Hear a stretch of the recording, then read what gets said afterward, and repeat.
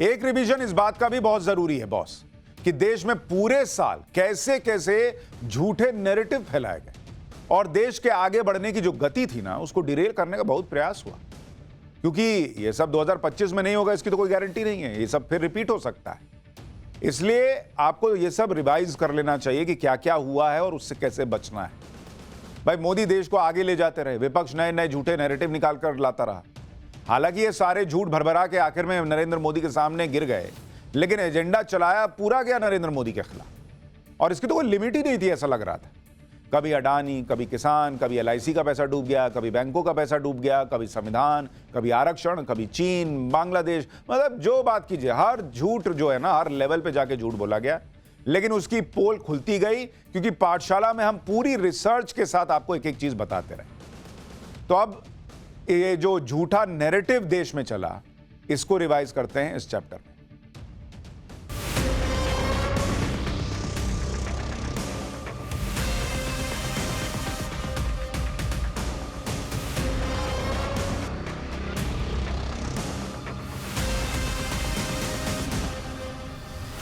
इंडी गठबंधन का ये साल निकला सिर्फ और सिर्फ झूठ फैलाने में। सबसे बड़ा झूठ तो ये फैलाया था कि मोदी तीसरी बार जीतेंगे तो संविधान खत्म कर देंगे, आरक्षण खत्म कर देंगे। प्रधानमंत्री नरेंद्र मोदी आज जब संसद के संविधान भवन में पहुंचे तो सबसे पहले संविधान की मूल प्रति को प्रणाम भी किया। पूरे चुनाव में कांग्रेस ने यह नैरेटिव फैलाया कि मोदी सरकार संविधान बदलने जा रही है, लेकिन संसद से जो तस्वीरें आई वो कांग्रेस के इस नैरेटिव को तोड़ने के लिए काफी है। पीएम मोदी ने संविधान को प्रणाम किया और संविधान की मूल प्रति को माथे से लगाया, उसे उसके आगे नतमस्तक हुए। पीएम मोदी की इस तस्वीर ने कांग्रेस का नैरेटिव खत्म किया।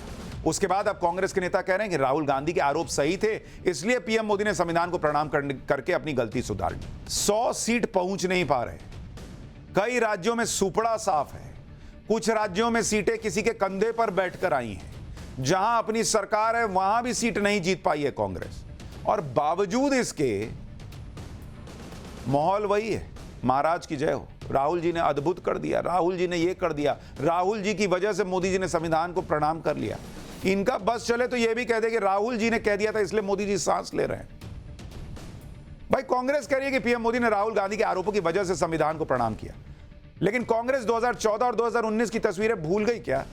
2019 की तस्वीर देखिए, जब नरेंद्र मोदी दूसरी बार प्रधानमंत्री बनने जा रहे थे तो एनडीए की बैठक इसी संविधान भवन में हुई थी, और उस समय भी पीएम मोदी संविधान के आगे नतमस्तक हुए थे। ये 2019 की तस्वीर दिखा रहा हूं। तब तो राहुल गांधी ने नहीं बोला था कि मोदी जो है वो संविधान खत्म करने वाले हैं। उस समय तो कांग्रेस ये नैरेटिव चला भी नहीं रही थी कि पीएम संविधान बदल देंगे।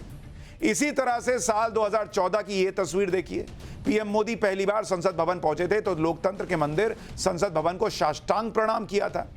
ये तस्वीरें साफ कह रही हैं कि लोकतंत्र और संविधान में पीएम मोदी की अटूट आस्था है और वो आज भी बरकरार है। लोकसभा चुनाव में इंडी गठबंधन ने जो झूठ फैलाया था उससे उसे कुछ सीटों का फायदा मिला, तो इसकी टेस्टिंग विधानसभा चुनाव में कर दी। लेकिन एक झूठ बार बार नहीं चलता। अब आप देखिए हरियाणा चुनाव में मोदी मैजिक के सामने क्या क्या नहीं चला, आपको ये समझना चाहिए।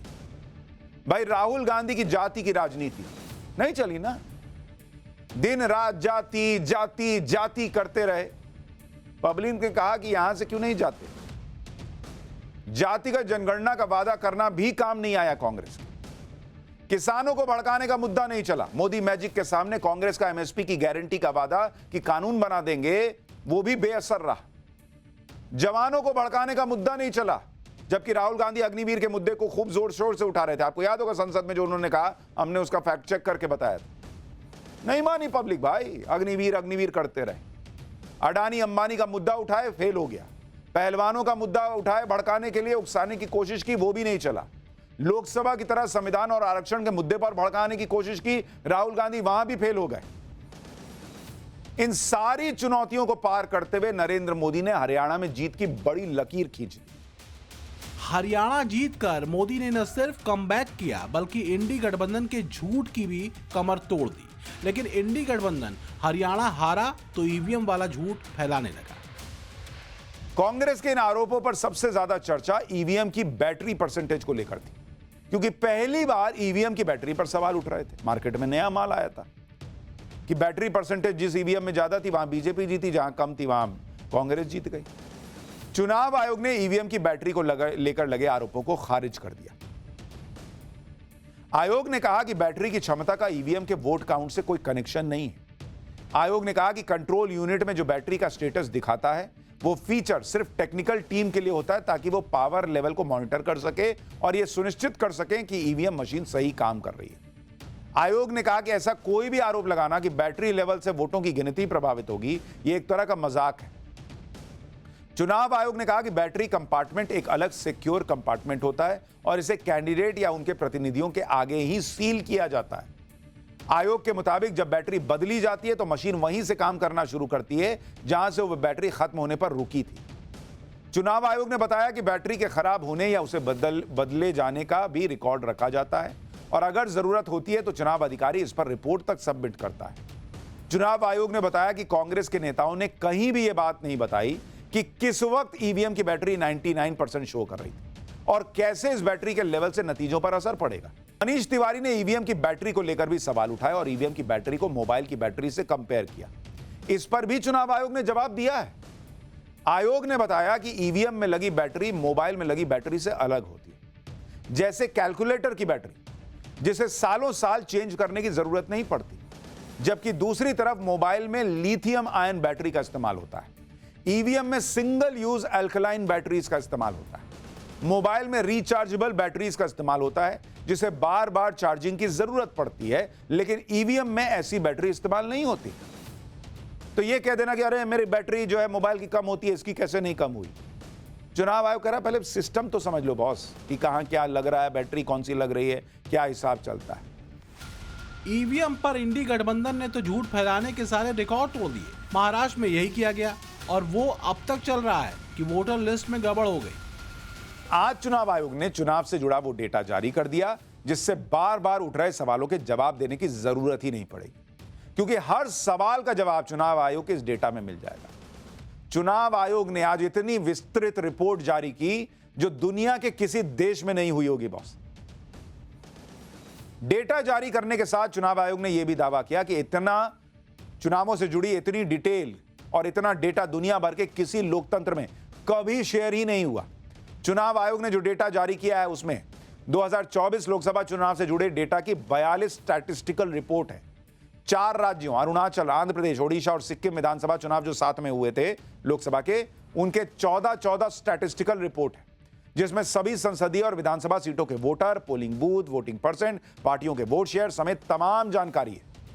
चुनाव आयोग दावा कर रहा है कि इस डेटा की मदद से चुनाव से जुड़े हर सवाल का जवाब आपको आसानी से मिल जाएगा और चुनाव के सिस्टम में जनता का विश्वास मजबूत हो। यह भी देख लीजिए कि चुनाव आयोग ने ऐसा क्यों कहा कि जितना डेटा वो शेयर कर रहा है उतना दुनिया के किसी दूसरे लोकतंत्र में शेयर नहीं होता, जिसके लिए चुनाव आयोग ने दूसरे देशों का उदाहरण भी दिया। जैसे भारत में साल 1951 में हुए चुनाव से अब तक के सभी चुनावों की रिपोर्ट चुनाव आयोग की वेबसाइट पर मौजूद है। लोकसभा चुनावों और विधानसभा चुनावों की एक एक सीट का डेटा दिया गया, जबकि दूसरे लोकतंत्रों की बात करें तो ब्रिटेन, यूके में चुनाव आयोग की वेबसाइट पर सिर्फ साल 2015 में हुए संसदीय चुनाव का डेटा दिया गया है। वो भी चुनाव के 4 साल बाद 11 जुलाई 2019 को अपलोड हुआ। इसके अलावा दूसरे किसी चुनाव का डेटा यहां शेयर नहीं हुआ। अमेरिका में चुनाव आयोग की तरफ से सिर्फ चुनाव प्रचार में हुए खर्च और चुनाव की तारीखों की जानकारी दी गई। वोटर्स, कैंडिडेट्स, पॉलिटिकल पार्टीज, नतीजे और वोटिंग से जुड़ा कोई डेटा अमेरिका शेयर नहीं करता या किया है। इसी तरह कनाडा में चुनाव आयोग की वेबसाइट पर 12 से 13 रिपोर्ट शेयर की गई, वो भी साल 1997 में हुए चुनाव और उसके बाद के चुनावों की।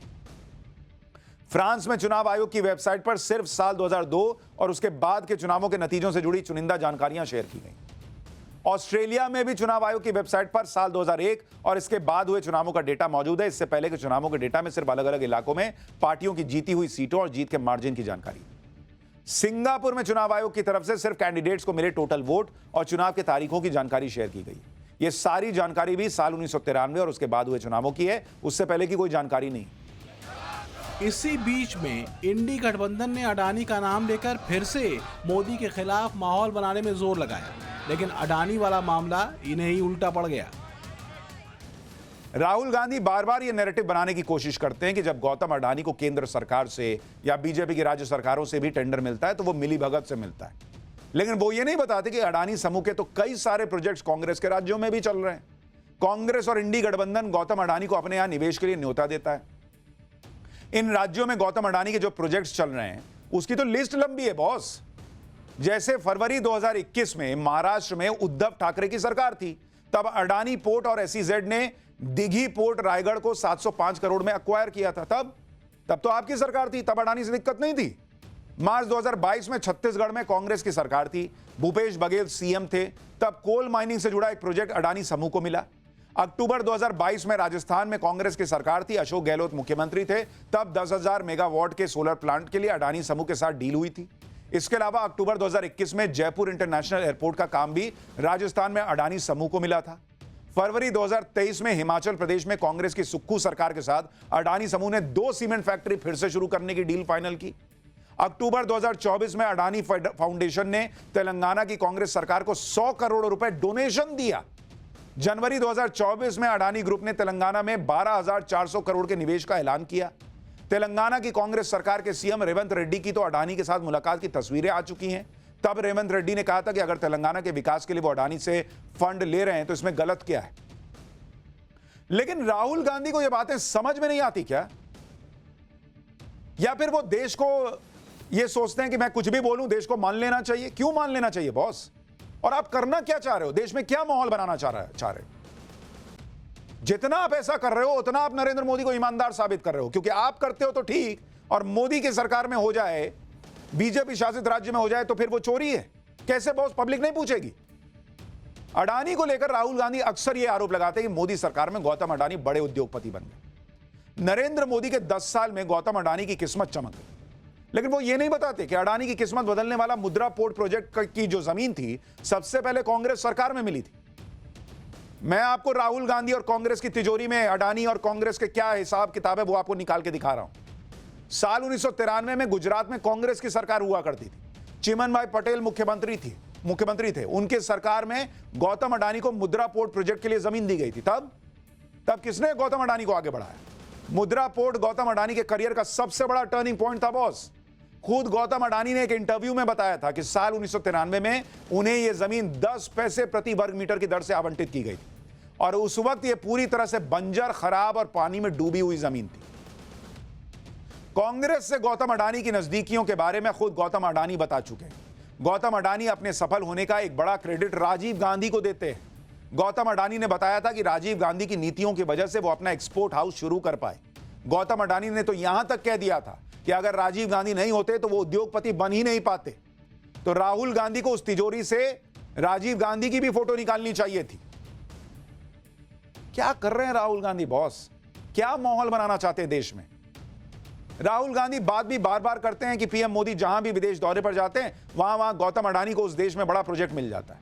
लेकिन वो ये बात बहुत चालाकी से छुपा लेते हैं कि यूपीए सरकार के दौरान भी गौतम अडानी को दूसरे देशों से बड़े बड़े प्रोजेक्ट मिलते थे।